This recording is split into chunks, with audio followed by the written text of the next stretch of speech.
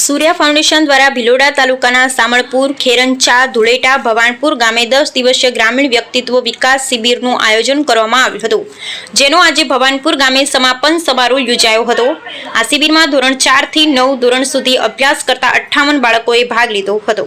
શિબિરમાં બાળકોના વ્યક્તિત્વ વિકાસને નિખારવા માટે શારીરિક, માનસિક તેમજ બૌદ્ધિક ક્ષમતાને વધારવા વિભિન્ન પ્રવૃત્તિઓ કરવામાં આવી હતી, જેવી કે આર્ટ એન્ડ ક્રાફ્ટ, વેસ્ટમાંથી બેસ્ટ, કરાટે, ડ્રીલ, યોગા, ધ્યાન, ચિત્રકલા, ભાષણ પ્રતિયોગિતા, ગ્રુપ સોંગ વગેરે જે બાળકોને વ્યક્તિત્વ વિકાસ માટે અનુશાસન, ટીમ વર્કની ભાવના વગેરેનું નિર્માણ કરે છે।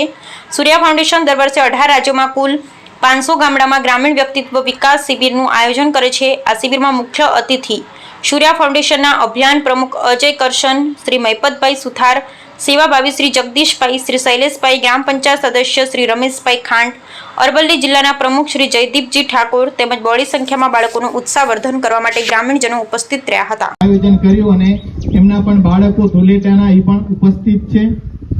આપણી વચ્ચે ભાવેશભાઈ છે, આપ સામલપુર ગામના છો। સામલપુર ગામના પણ પ્રતિદિન 2 કલાક આપ બાળ સંસ્કાર કેન્દ્ર ચલાવો છો। જયદીપભાઈ છે, જયદીપભાઈ અરવલ્લી જિલ્લાનું કામ જે છે, સંસ્થાનું જે કાંઈ કામ ચાલે છે તો આપ તે કામને સંભાળો છો।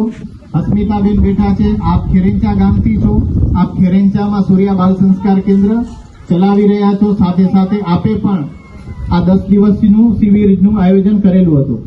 તો આની અંદર અમુક બાળકો કેમ્પ કરવામાં આવ્યું હતું, જેમાં દરરોજ અમારા સર અમને અલગ અલગ પ્રવૃત્તિઓ કરાવતા। રંગોળી સ્પર્ધા, રમતગમત, ચિત્ર સ્પર્ધા જેવી અલગ અલગ પ્રવૃત્તિઓ કરવામાં આવી હતી, જેમાં અમને ખૂબ મજા આવી। અમારા સરે અમને નવી નવી રમતો શીખવાડી, જેના લીધે નાના નાના બાળકો જે ફ્રી ફાયરમાં બિઝી રહેતા હતા તેઓ હવે નવી નવી રમતો રમવામાં બિઝી રહે છે।